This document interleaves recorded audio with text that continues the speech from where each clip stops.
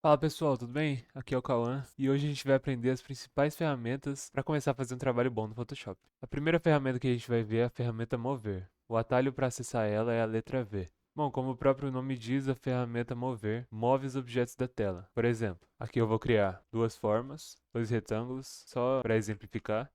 Vou mudar a cor deles para ficar mais fácil de ver. Certo, temos dois retângulos na tela. Como que eu faço para mover eles de lugar? Bom, tem alguns jeitos. Com a ferramenta mover, a gente pode primeiro selecionar a camada deles, especificamente do que a gente quer mover, ou a gente pode usar uma propriedade dessa ferramenta que é a seleção inteligente. Ou seja, se você passa o mouse aqui em cima e clica, ela automaticamente percebe que você quer mover esse elemento e não outro. Isso é bom principalmente em trabalhos grandes ou que tem vários elementos e que tá difícil você achar a camada, às vezes você não se organizou direito. Tem outra maneira de mover também, que é com a transformação livre, que é o mesmo que quando você importa uma imagem para o Photoshop e ela vem com esses pontos aqui. Você colocar o mouse no meio dela, você consegue mover ela livremente. Às vezes vai ficar com essas linhas rosas, mas como eu já ensinei na última aula, se você apertar Ctrl, você consegue mover ela livremente sem que essas linhas te atrapalhem. Certo, para exemplificar, eu vou abrir um trabalho que tenha mais camadas aqui. Consegue perceber que tem várias camadas que algumas estão sobrepostas? Por exemplo, essa camada aqui tem um hambúrguer que está por trás dessa letra, ou essa coca aqui está na frente desse texto. É muito importante que a gente saiba selecionar a camada certa na hora de mover. Por exemplo, aqui. Clicando aqui, provavelmente a coca que vai se mover. Por quê? Porque a coca está na frente. Consegue perceber? Se eu clicar aqui, ó, a batata vai se mover. Se eu clicar aqui, não, porque aqui já é o texto. Então, pessoal, é muito importante que a gente saiba qual camada está selecionada na hora da gente mover. Por exemplo, aqui, ó, cliquei uma vez. Já consigo ver aqui, ó, que qual camada está selecionada? A camada da batata. Aqui, ó, cliquei, a camada da coca está selecionada. Consegue ver? Então, voltando aqui para nossa tela inicial, essa ferramenta serve também para a gente poder centralizar os objetos na tela. Por exemplo, criei mais um retângulo aqui para exemplificar melhor. Toda vez que eu selecionar mais de dois retângulos, ou mais de dois itens, qualquer camada que seja, essa opção aqui vai ficar disponível. Ó, dois, não fica. Agora que eu selecionei 3, tem essas opções disponíveis. Que significa? Esse aqui da direita é uma distribuição horizontal, ou seja, faz com que essa distância e essa distância aqui sejam iguais. Vou até clicar para vocês verem, ó, certo? Eu vou mover esse retângulo mais para cá, esse aqui mais para cá. Consegue perceber agora que está completamente errado, né? Essa distância aqui é muito maior do que essa, certo? Peguei aqui, selecionei os três, cliquei aqui. Agora essa distância aqui e essa distância aqui são iguais. Se eu clicar aqui na camada do vermelho, tentar mover ele, eu vou perceber que ali, ó, tá escrito, cada lado tem 1,68 centímetros. Mas não tá no meio, né? Como que eu faço pra alinhar isso aqui no meio? Bom, segurando o Shift, vou selecionar as três camadas, Ctrl G, vou agrupar elas, venho aqui. Mas por que que não tá aparecendo aqui o botão? Porque pra gente centralizar tem que ter uma base, ou seja, a gente tem que centralizar com alguma coisa. E o que nós temos aqui em todo o projeto Photoshop, como eu já ensinei no último vídeo, a camada background, ela é padrão de todo o projeto. Ctrl, clica nela, pronto. Agora a gente tem uma base para alinhar o nosso grupo. Vindo aqui, a gente alinha verticalmente, já tá. E aqui a gente alinha horizontalmente. Pronto. Agora a gente tem uma disposição certa dos itens na tela. Se eu quiser que esses dois aqui estejam no mesmo ponto, juntei eles aqui. E de novo, princípio das camadas e da seleção inteligente. Se eu clicar aqui, vai ser selecionado só o de cima. Certo, acho que isso vocês conseguiram entender. Próxima ferramenta, essa é a ferramenta letreiro retangular. Ela faz uma marcação em retângulo selecionando os pixels. Ou tem também a elíptica. Vou mostrar aqui para vocês. Primeiro eu vou pegar uma forma aqui, tirar desse grupo, vou deletar o grupo. E eu não quero mais que isso aqui seja uma forma. Eu quero que isso aqui seja uma camada rasterizável, ou seja, uma camada que eu posso apagar os pixels, mover livremente. Certo, tá aqui a minha camada rasterizada, tá aqui a ferramenta letreiro selecionada. Se eu quero selecionar só uma parte, dou um zoom, como que dá zoom? Segura Alt, rola o scroll para frente ou para cima, né? Dá um zoom, para baixo tira. Ou outro jeito que muita gente gosta de usar, Ctrl menos ou Ctrl mais.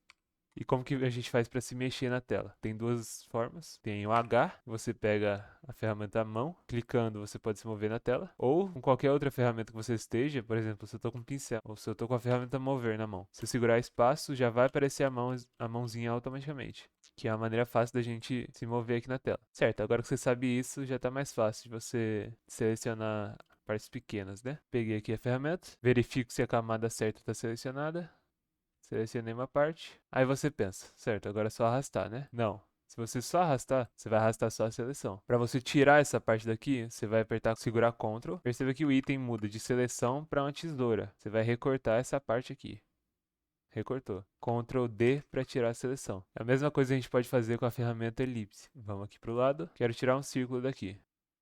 Por que que formou um oval, não um círculo? Bom, uma coisa que eu ainda não falei é que segurando Shift, assim como a gente pode mudar o formato das camadas das formas segurando Shift de maneira simétrica, aqui se a gente segurar Shift, a gente vai formar um círculo perfeito. Ou, se a gente segurar Shift com o retângulo, a gente vai formar um quadrado. Ctrl Z para voltar, Ctrl D para tirar a seleção. Certo, apertando Ctrl Z várias vezes a gente voltou aqui ao retângulo original. Outra maneira que tinha de fazer isso seria vindo aqui no histórico e retornando mesmo. Aqui para baixo a gente tem o que a gente fez depois e para cima a gente tem o que a gente fez antes. Mas uma coisa que eu não falei é que tem como a gente adicionar ou subtrair diferentes modos de seleção. Por exemplo, fiz aqui um retângulo na parte de cima. Selecionei aqui. Se eu quero adicionar mais uma forma, se você conhece a teoria dos conjuntos, você sabe aplicar isso aqui de forma mais fácil. Por exemplo, vendo aqui na forma, temos uma união, ou seja, tudo que eu fizer vai juntar os dois. Ctrl Z. Aqui a gente tem a diferença, ou seja, tudo que eu fizer selecionando a parte que já está selecionada vai ser uma subtração. Eu vou tirar essa parte, percebe? Ctrl Z para voltar. E aqui vai ser a intersecção, ou seja, vai pegar o que está nessa seleção que já estava feita e o que está na minha seleção e vai tirar todo o resto. Percebeu? Ctrl Z. Vem aqui no primeiro. E tem jeitos mais fáceis da gente fazer isso direto no teclado. Por exemplo, se a gente segurar Shift, a gente vai adicionar a seleção. Se a gente segurar Alt, a gente vai tirar a seleção.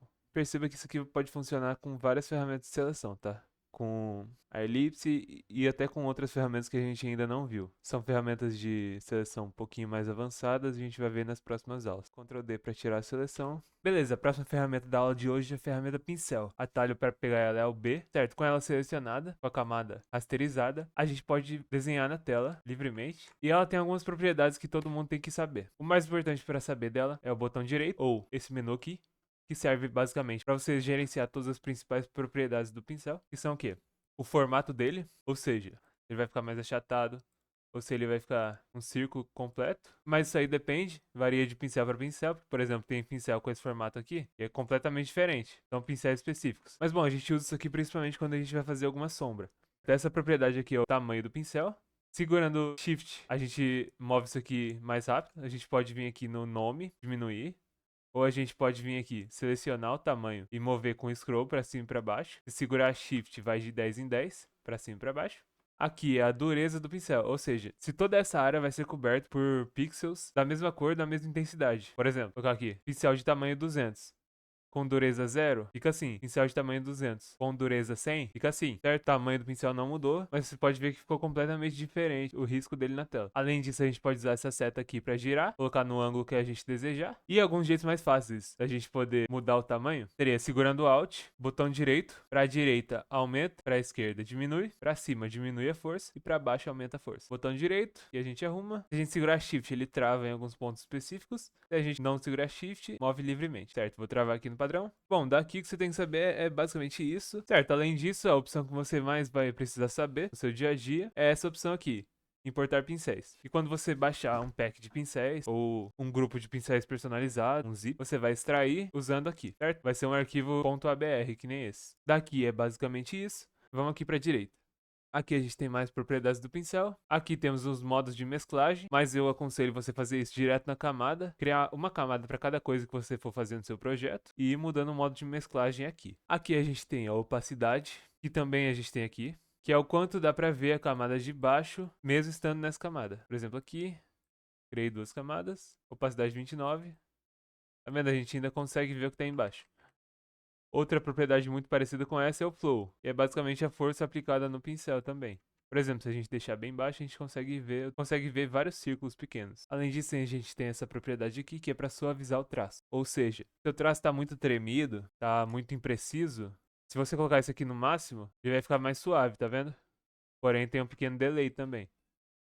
Se você for usar só o mouse, basicamente isso que você tem que saber. Tem mais algumas propriedades aqui. Essa aqui é para caneta, essa aqui e essa aqui. Essa daqui basicamente é para a gente mudar a simetria. Por exemplo, eu quero que os dois lados desse risco aqui sejam iguais. Fiz essa simetria vertical, o que eu faço de um lado aparece do outro. Para desabilitar, vem aqui, simetria, desligar. Tem várias outras opções também, horizontal, tem essa aqui, que são 4 quadrantes, tem diversos aqui. Você pode escolher qual que você prefere usar de acordo com o seu projeto. Essa opção aqui é para quem usa caneta. E se você fizer pouca força com a caneta, a opacidade vai ser menor. Se você fizer muita força, a opacidade vai ser maior. Essa aqui, ela liga os efeitos do pincel de acordo com a força que você aplica na caneta. Ou seja, se o pincel é esse aqui, por exemplo, você consegue perceber que ele final aqui, essa parte aqui tá mais grossa, essa aqui tá mais fina. Se você tá usando a caneta, se você aplicar um traço forte, depois soltar, diminuindo a força, ele vai fazer esse finalzinho aqui. É como se você fizesse num pincel de verdade. Se você estivesse soltando ele devagar no papel. Basicamente, dessa ferramenta aqui é isso. O pincel também é muito usado, principalmente quando a gente vai mexer com máscara de camada. A gente pinta ou de preto ou de branco. De preto pra esconder, de branco pra mostrar. Mas isso aí vai ser um conteúdo para as próximas aulas. Vai ser umas aulas mais aprofundadas sobre máscara. Opa, eu tava aqui editando essa aula e eu percebi que ela já tá passando de 11 minutos. Então, pra não ficar muito longa, a gente vai deixar pra próxima aula mostrar mais ferramentas. Obrigado por acompanhar. Se inscreve, deixa o like. Tamo junto.